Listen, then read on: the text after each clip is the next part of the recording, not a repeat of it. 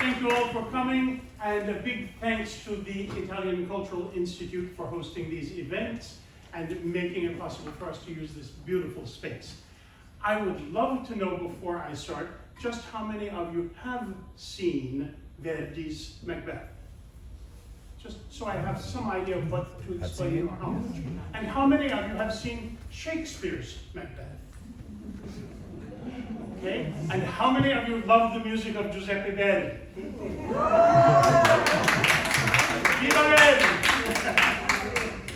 Well, so I would like to begin by putting Macbeth into the context of Verdi's life.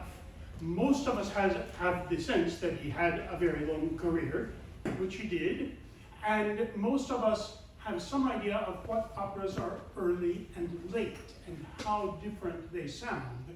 But with Macbeth, that question is harder to answer because it is early and late at the same time in the form most of us know. Verdi wrote, depending on how you count certain rifacimenti, remakes, 26 or 27 or 28 operas, but 26 basic operas. And the first two were at the end of the 1830s, promising but not exactly successful. Then he leapt into first place in Italy with a trio of operas, one after the other, that were all enormous hits. Nabucco, I Lombardi, Ernani. All three of them are still heard to this day, and they are great.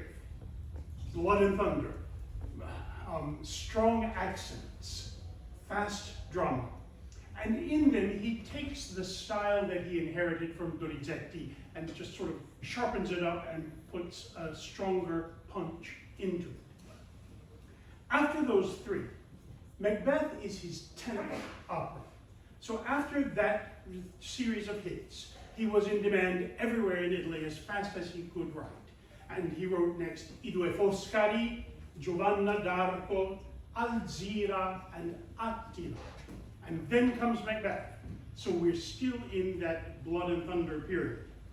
After that, he wrote for London I Masnadieri on a drama of Schiller, then Il Corsaro, then La Battaglia di Legnano, then Luisa Miller, then Ciferio. So all of these were in some sense experimental operas. We have gotten up to Verdi's opera number 15, and those were written in a span of 11 years. So he had 11 more operas to write, but he wrote them in a span of 42 years, meaning the ones we have named so far were written in what he later called his galley years, because Italian composers had to produce, and they labored like slaves rowing on a galley. But Verdi was quite mindful of what it would take to change that. What it would take was copyright laws, rental agreements with publishers.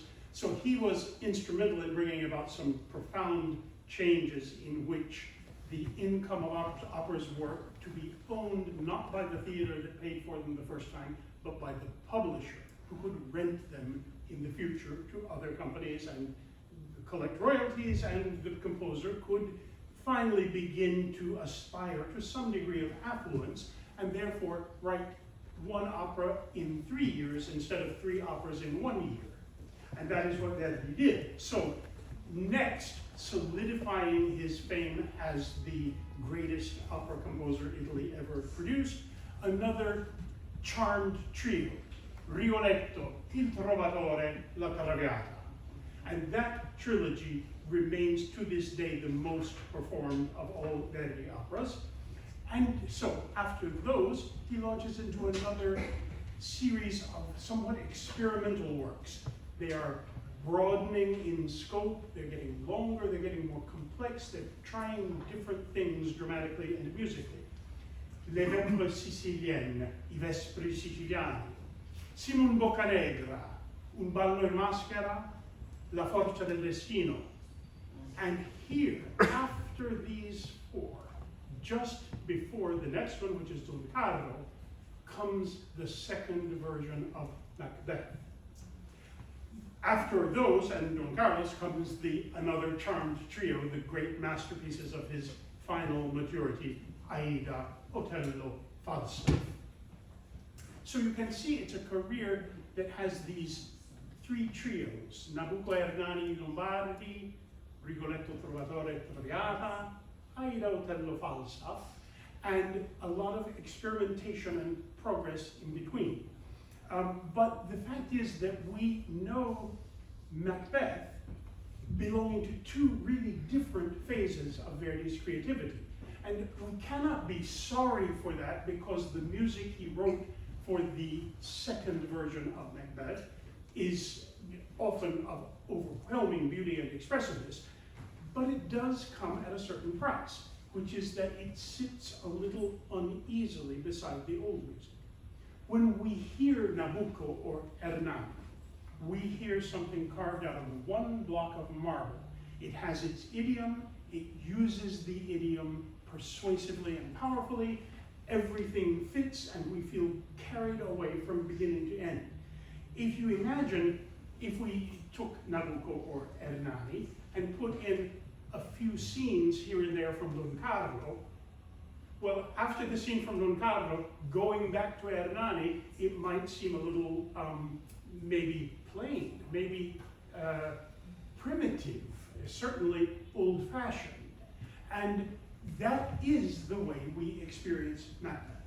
So that is why it is an interesting thing for all of us, not just to hear the music that Verdi wrote the first time that he later took out, but also to hear the rest of Macbeth with music that belongs to that single block of marble. So that's why Teatro Nuovo is doing this summer the 1847 Macbeth from beginning to end, carved from the one block. I would like to, before we get into the music, I would like to talk a little bit about how that opera seemed in the 1840s when it hit. It seems to us now mysterious and experimental, which it already was then. In comparison to the familiar version, there are some aspects of the first version that are old-fashioned, but in a wonderful way, just like the old-fashioned music of Hernani and Nabucco is wonderful.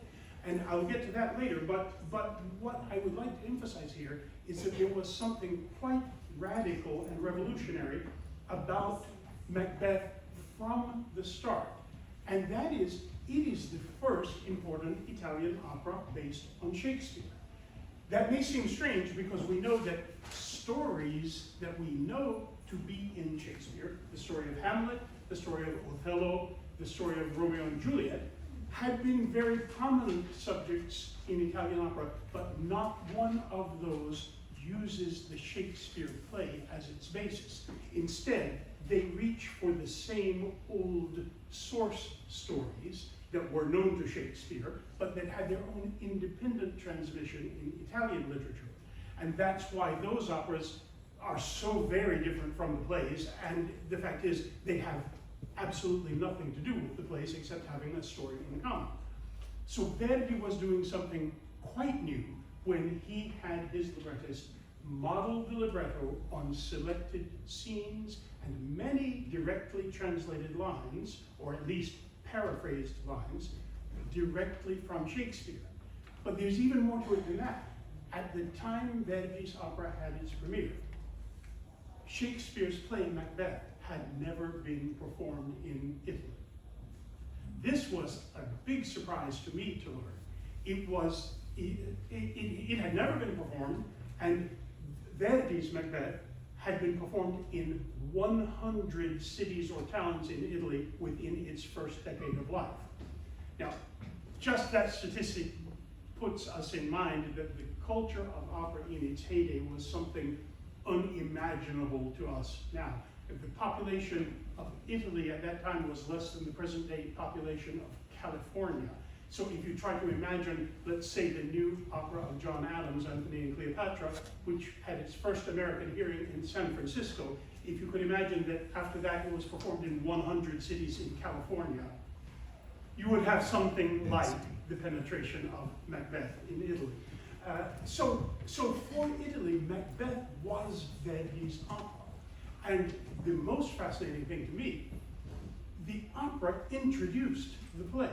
In 1849, 2 years after the premiere of the opera, it reached La Scala. And 2 months after its performance at La Scala came the first performance, in Italian of course, of the drama in the straight theater, or as the Italians called it, the Teatro di Prosa. It doesn't mean that they spoke prose, it means spoken dialogue as opposed to musical dialogue. You know, in Italy, if you just said il teatro, you meant what they now call il teatro lirico, the operatic theater. And so, from that point, that first production, I think it was, I have the names here, Alemanno Morelli was an actor-manager who was the first to play Macbeth on the Italian stage. But after that, it was taken up by Ernesto Rossi, Adelaide Ristori, Eleonora Duse, Tommaso Salvini. Those are the great names of Italian acting in the second half of the 19th century and on into the beginning of the 20th. And for all of them, Macbeth was an essential repertory play. So Verdi kind of did that. You could even say that Shakespeare prompted Verdi to his greatest operatic creations. Meanwhile, Verdi introduced a rather great dramatist to his Italian public. That is, however, only part of the picture, because there was also the literary world and the world of readers. They did know Shakespeare, in Italian, of course, and there had been translations. The first translation we know about was in 1798 by a Venetian woman named Giustina Michiel. And then in 1815, there came a translation by Michele Leoni. That one is important because Verdi's librettist Francesco Maria Piave knew that translation. Then there was one in 1830 by Giulio Bazzoni and Giacomo Sormani. There is still an important Sormani library in Milano. And these were important literary figures. There was then, in the same year, Giuseppe Nicolini published a translation that was also consulted in the preparation of the libretto of the opera. And in 1838, the year Verdi was writing his very first opera, there came out a translation by Carlo Rusconi in prose, not in verse. All the others are in verse, as is most of the Shakespeare play. But Rusconi wanted to translate more directly. And so he translated into prose without trying to fit a poetic meter, without trying to have rhymes. That was a great idea for getting close to the language of Shakespeare.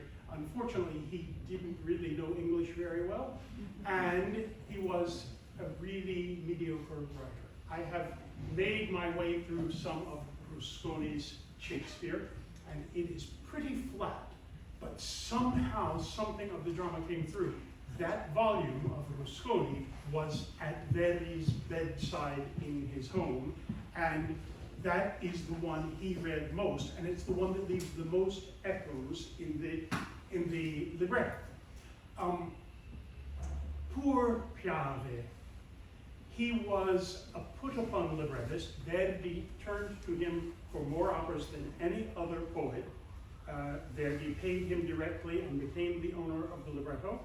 And by owning the libretto and, in effect, owning the librettist, he transferred Piave to the galley to work as a slave. If you read the correspondence, Verdi was absolutely unhesitating about saying, what a miserable scene, I couldn't set a single line of it to music. I know you can do better. And Piave was the recipient of many critical brickbats from the critics in Florence. Verdi's Macbeth was written for the Florentines. That was the great literary city of Italy. And to hear Florentines tell it, it still is, maybe the only one. But you know, there's a certain amount of campanilismo involved in any Italian's estimate of his native city.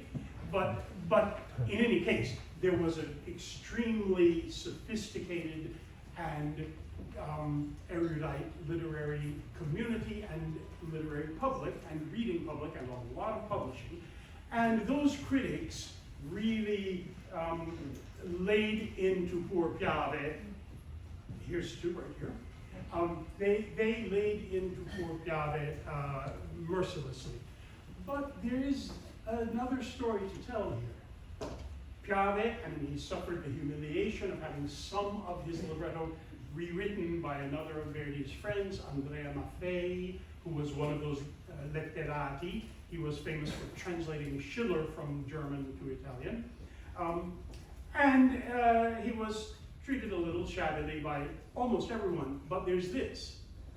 In the year after Macbeth, a new translation appeared by Verdi's friend Giulio Caticano, and that translation is heavily influenced by the libretto of Piave. You can go through and take your favorite famous lines of Shakespeare and look for the particular noun or the particular verb or the particular adjective that happened to be chosen by an Italian translator, and sort of trace through all these versions and see who had read which one. Well, Piave got a lot of grief, but he's the one who left his imprint on the text that was then taken up by Ristori, Duse, Tomasi, and all those greats of the Italian theater. So he didn't do so badly after all. I've got to keep an eye on the time here to make sure, okay, good, because we have a very exciting singer for you to hear. So what about the music as it appeared in its first guise? We should evoke a little bit the atmosphere. We already talked about Macbeth going to nearly 100, I think it's 96 or 97, Italian cities and towns within just a decade. If Macbeth did that, imagine what La Traviata did. I mean, it's just, the opera was everywhere. Opera saturated Italy.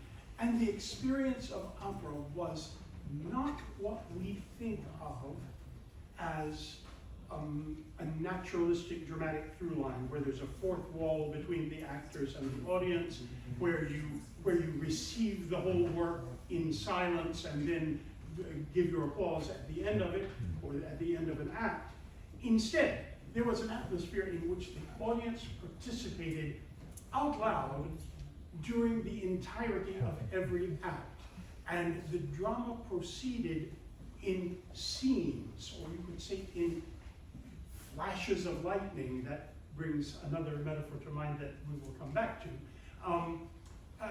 interrupted by appreciation, and often by repetition, and often by calling the author to the stage for a bow.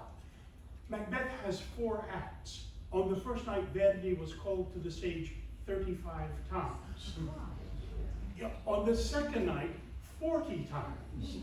On the third night, which was the last one that he was obliged to be in the theater by his contract, 42 times. And the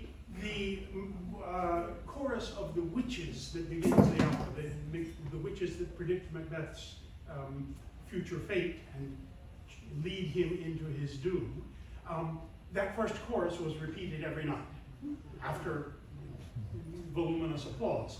The first movement of the duet between Macbeth and Lady Macbeth was performed 3 times on the first night, and at some performances it reached 5 times.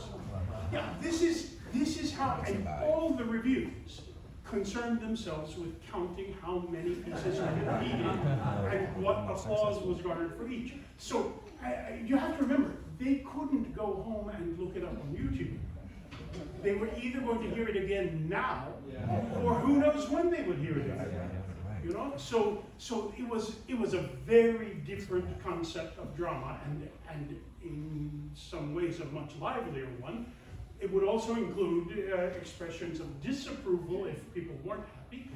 Apparently, maybe because of so many pieces being done 2 times and so many bows on the stage by the singers being called back after their exit, or the composer being called forth from backstage, by Act 3, the opera might have been longer than the whole opera is for us today, And so there were expressions of fatigue and disinterest in the third act. Everyone reported that the third act didn't pass so well. That's the scene where Macbeth goes back to the witches and they tell that Banquo's children will become kings and all of that. And lo and behold, it was that act that Verdi did the most to change when he rewrote the opera in 1864. Why? Because it was already very good, but he remembered what had succeeded a little less with the applause meter.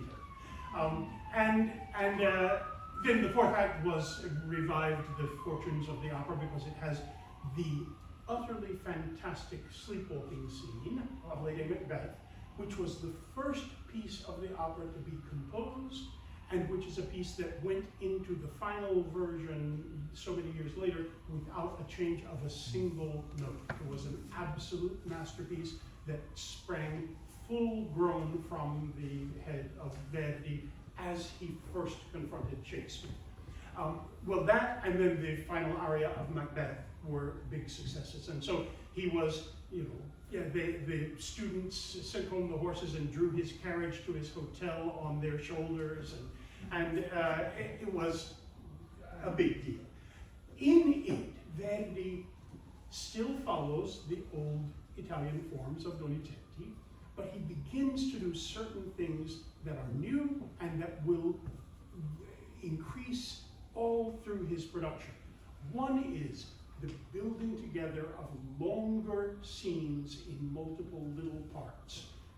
That is in Macbeth, the banquet scene, where there is choral rejoicing, and there is drinking song sung by Lady Macbeth, and there is the terrible appearance of the ghost of Banquo, and Macbeth's horrified response, and the Lady Macbeth's efforts to calm everybody down and to buck up his spirits.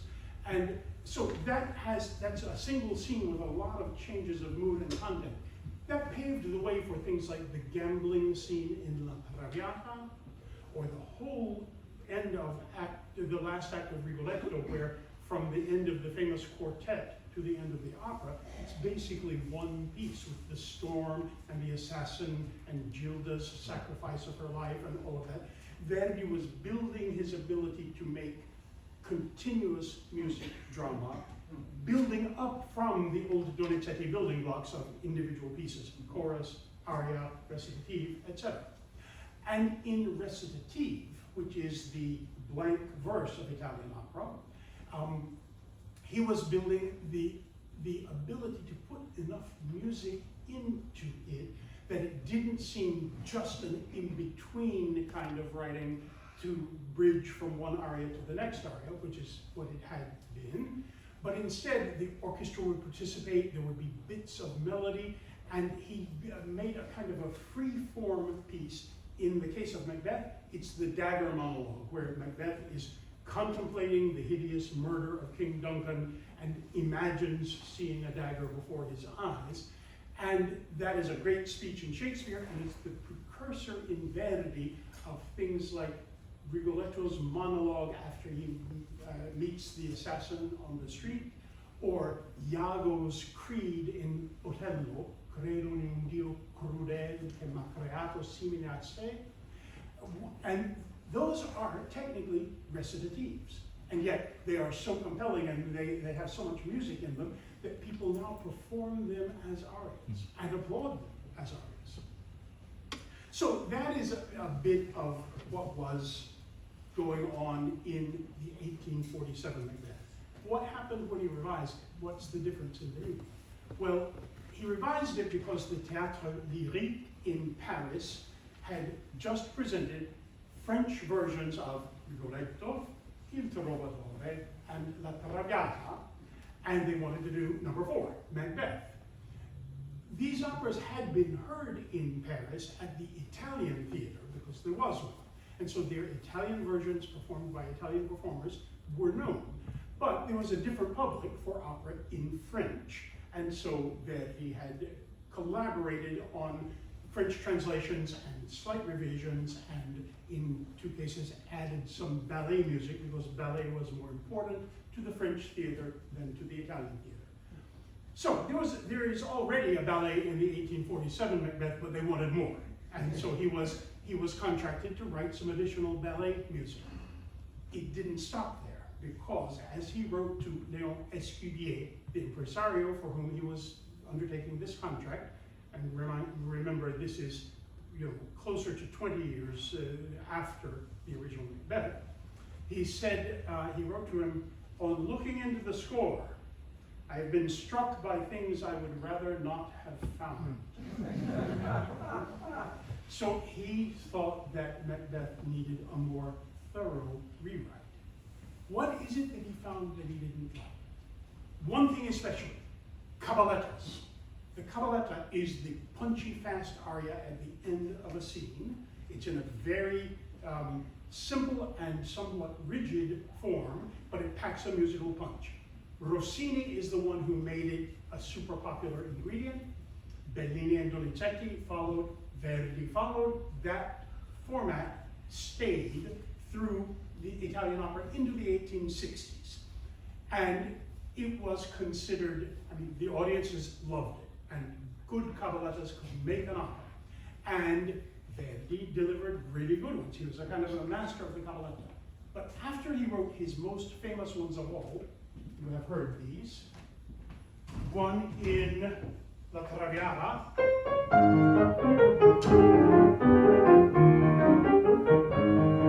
and one in Il Trovatore.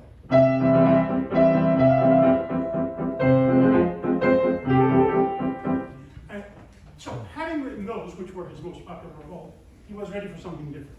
He began to reduce the number of caballettas and eventually to turn them into something else. Maybe just a fast page or 2 pages at the end of an aria in no form at all, just a sort of rapid dramatic wind-up. Or he would allow a scene that would have ended with a cabaletta to end quietly instead. And all this was new. Well, in the original Macbeth, there are 5 solo caballettas, and in the revised one, only 2 are left. So we are going to start by hearing one of the caballettas from the original Macbeth. It is the scene where, after they have murdered the King of Scotland, they reflect on the witch's prophecies that Banquo's children will be kings, and maybe that would be a good reason to rub out Banquo and his son so that they can't be kings. And so they decide on a second murder. Macbeth is a play. This is true of the original as well. It's Shakespeare's shortest play. It's rather punchy. He kills and kills and kills and kills again. And in a way, this is very suited to the blood and thunder early Verdi style. So in the scene where they decide that Banquo will be murdered, Lady Macbeth is sort of egging her husband on, and the husband is sort of egging her on, and it is decided that assassins will be dispatched. Macbeth leaves the scene, and Lady Macbeth sings, "I have triumphed."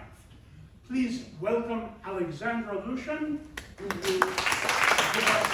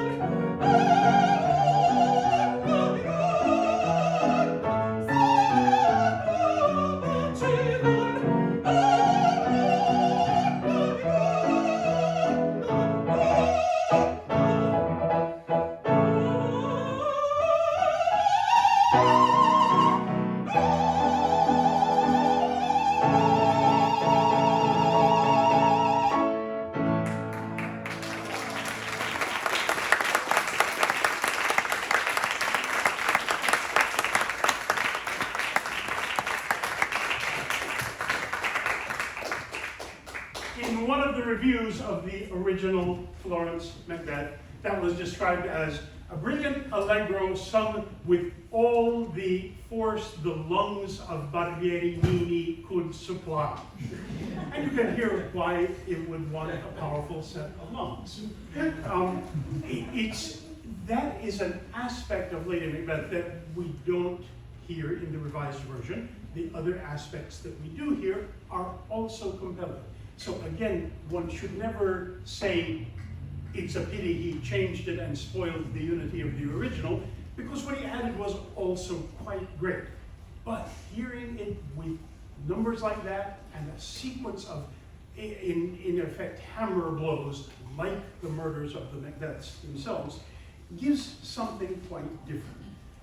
There is another example which I'm going to play for you in a recording. In the last act, before the denouement of the opera, Verdi asked Piave for un grandioso coro, una pittura caratteristica, sublime, patetica della miseria della Scozia. I will translate in a minute. Poesia bella e patetica, di quel metro che vorrai, ad eccezione del decasillabo. I want to explain that because there are several interesting things. A grandiose chorus, a characteristic picture, sublime, pathetic, of the misery of Scotland under the misrule of the murderous Macbeths. Beautiful, pathetic poetry in whatever meter you like, as long as it's not the decasillabo. Why did he ban the decasillabo from this? Verdi was known for his choruses. He often had the chorus sing a beautiful, broad melody in unison, and that he continued to do for some time. He had very famous choruses in Ernani, Si ridesti il leon di Castiglia, patriotic conspirators rising up to throw off who they considered a tyrant. They get caught and forgiven. And in I Lombardi, O Signore dal tetto natio, and in Nabucco, Va pensiero sull'ali dorate. As you can hear from their first lines, those are all in the same rhythm, which is the decasillabo. Verdi wanted to make sure he didn't repeat himself, because the length of a line of verse defines where the accents fall and defines the length of the melodic phrase. And so music in the same poetic meter is going to resemble other pieces in that poetic meter. And Verdi would become known as Il Papa dei Cori, the Pope of choruses, for Va Pensiero above all, which is still sort of the unofficial national anthem of Italy.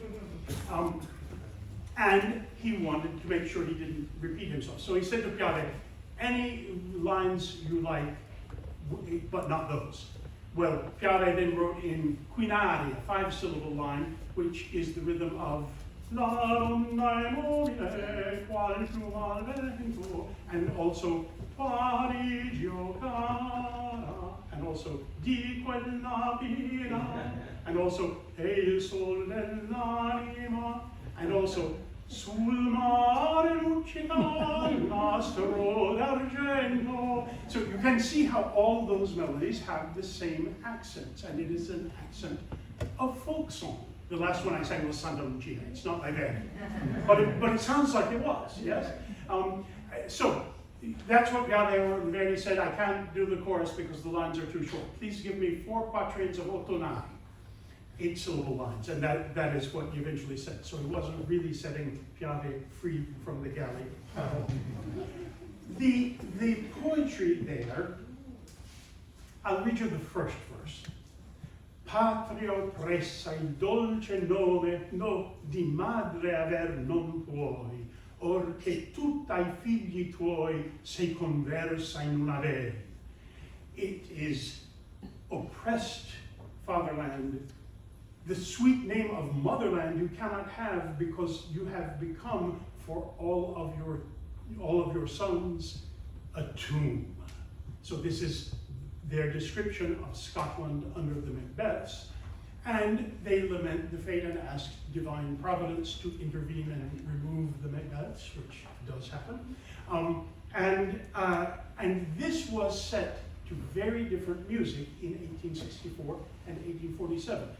And this, it's not a matter in this case of blood and thunder versus reflectiveness. It's a matter of two different takes on these verses and on the topic, which was so dear to Verdi, of an oppressed people longing to throw off the yoke. So I'm going to play you first the familiar one. This is those verses. It's actually a later verse of the poem, but this is from the version written in 1864 for Paris.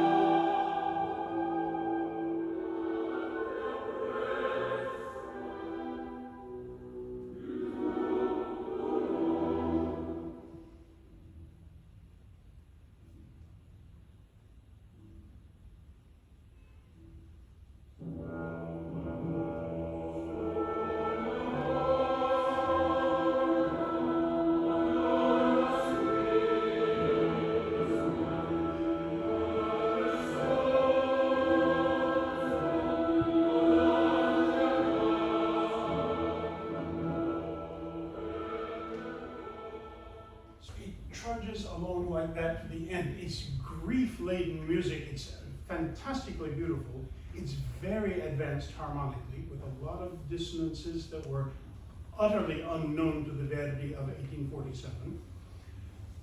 The same idea in 1847 came out like this. I will just play the music and then see what you think and say what I think about the differences.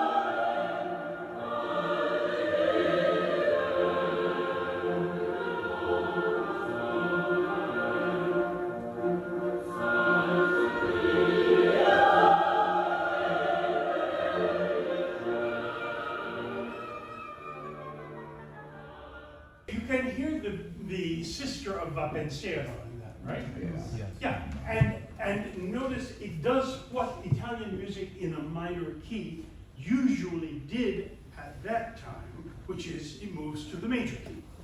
And the other one, the later one, does not do that at all. It's just unrelievedly grim. But I associate that with something else. You know, we are in the period of the Verdi Risorgimentale, the Verdi of the Risorgimento, the aspiration of Italy to unify itself, throw off the rule of foreigners in its various parts of the peninsula, and unite as one kingdom of Italy. Verdi was the prophet and the inspiration and the musical emblem of the Risorgimento, even to the extent that people very cleverly noticed that his name spells Vittorio Emanuele, Re d'Italia. And that there were some cities in which it was criminal to shout Viva Verdi for that reason. There is something here in the turn to the major. They are an oppressed people, but there is hope. When they ask the Lord to throw off the oppressor, they ask in the expectation of possible relief. And so there's a beautiful lyrical optimism in that chorus when it turns to the major key. And Verdi in 1864, Italy was unified in 1861, and there followed, of course, celebration. But then, 3 years on, also some disillusionment, some pessimism, some disappointment that the new government had not turned out to be as approved by all of the peninsula as the dreams of patriotism might have hoped. And Verdi himself had taken a kind of pessimistic turn in his view of life. And so what he paints in the revised Macbeth is an expression of post-Risorgimento and a certain gloom over the fruitlessness of human hope. You hear that at times in the Requiem, you hear that at times in Don Carlo. It's not the only note he sang in his mature years, but it is a strong note. And so to me, it would be unthinkable to be without either one of these choruses, which is yet another reason that I was so interested for Teatro Nuovo to put on the first Macbeth. The other thing I should say about that chorus is that, well, no, never mind, because we want to make sure we get, I could talk about this for a long time, as you can probably imagine. That is just about my favorite topic to talk about. However, we have to come back to Verdi and Shakespeare, because I told you already that the sleepwalking scene was the first part of the opera he wrote. Very shortly after it followed the entrance aria of Lady Macbeth, and it has this interesting quality. The scene itself, as Shakespeare wrote it, is perfectly cast in the form of an Italian recitative, aria, tempo di mezzo, something that happens in between to prepare the allegro, the cabaletta, and cabaletta. Lady Macbeth is reading the letter in Italian opera. Reading a libretto was always done in spoken words, not sung. That's how you distinguish it from recitative. Remember Violetta reading the letter in the last act of La Traviata? Okay, that was such a masterpiece of beauty that after that they stopped doing it. But earlier, in the Barber of Seville, when Rosina tosses her letter down to Count Almaviva, it is read in spoken. When Ernesto's letter comes to Malatesta in Don Pasquale, it is spoken. It was a long-standing tradition. So, Lady Macbeth makes her entrance speaking the text of the letter, and then she comments on it and says what she's worried about with Macbeth, and then she says, "Come to me, my husband, and let me work my wiles upon you." Then a messenger comes in and says, "The king is coming here tonight," and so in that moment is born the idea that the king is coming here tonight, but he will not leave. And then she calls on the infernal spirits to turn her harder and more evil than she already is, or than she could imagine being. And those are the parts, the perfect parts of recitative, aria, tempo di mezzo, and cabaletta. So Alexandra and I are going to give you Shakespeare, and then Verdi. Act 1, Scene 5. Enter Macbeth's wife, alone with a letter. They met me in the day of success, and I have learned by the perfectest report they have more in them than mortal knowledge. When I burned in desire to question them further, they made themselves air into which they vanished. Whilst I stood wrapped in the wonder of it, came missives from the king, who all hailed me Thane of Cawdor, by which title before these weird sisters saluted me, and referred me to the coming on of time with, Hail, King that shalt be. This have I thought good to deliver thee, my dearest partner of greatness, that thou mightest not lose the dues of rejoicing by being ignorant of what greatness is promised to thee. Lay it to thy heart, and farewell. Glamis thou art, and Cawdor, and shalt be what thou art promised. Yet do I fear thy nature. It is too full of the milk of human kindness to catch the nearest way. Thou wouldst be great, art not without ambition, but without the illness should attend it. What thou wouldst highly, that wouldst thou holily, wouldst not play false, and yet wouldst wrongly win. Thou didst have, great Glamis, that which cries, thus thou must do if thou have it, and that which rather thou dost fear to do than wishest should be undone. Hie thee hither, that I may pour my spirits in thine ear, and chastise with the valor of my tongue all that impedes thee from the golden round, which fate and metaphysical aid doth seem to have thee crowned withal. Enter messenger. What are your tidings? The king comes here tonight. Thou art mad to say it. Is not thy master with him, who, wert so, would have informed for preparation? So please you, it is true. Our Thane is coming. One of my fellows had the speed of him, who, almost dead for breath, had scarcely more than would make up his message. Give him tending. He brings great news. The raven himself is horse that crooks the fatal entrance of Duncan under my battlements. Come, you spirits that tend on mortal thoughts, unsex me here, and fill me from the crown to the toe, top full of direst cruelty. Make thick my blood, stop up the access and passage to remorse, that no compunctious visitings of nature shake my fell purpose, nor keep peace between the effect and it. Come to my woman's breasts, and take my milk for gall, you murdering ministers, wherever in your sightless substances you wait on nature's mischief. Come, thick night, and pall thee in the dunnest smoke of hell, that my keen knife see not the wound it makes, nor heaven peep through the blanket of the dark, to cry, hold, hold.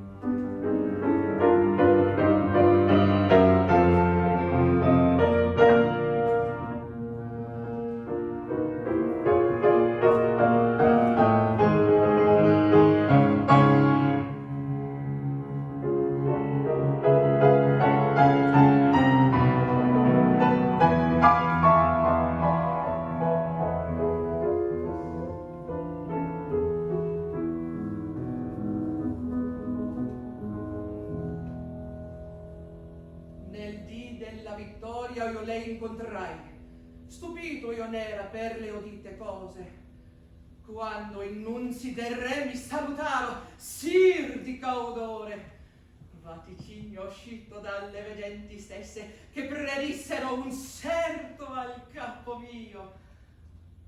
Racchiudi in cor questo segreto, addio.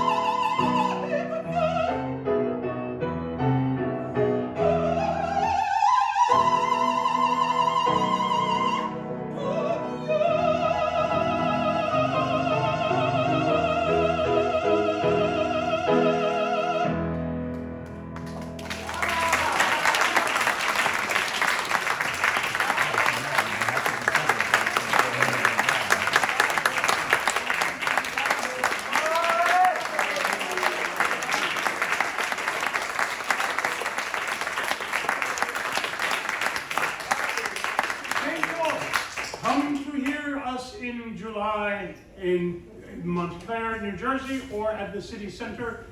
We hope to greet you all at the original Macbeth.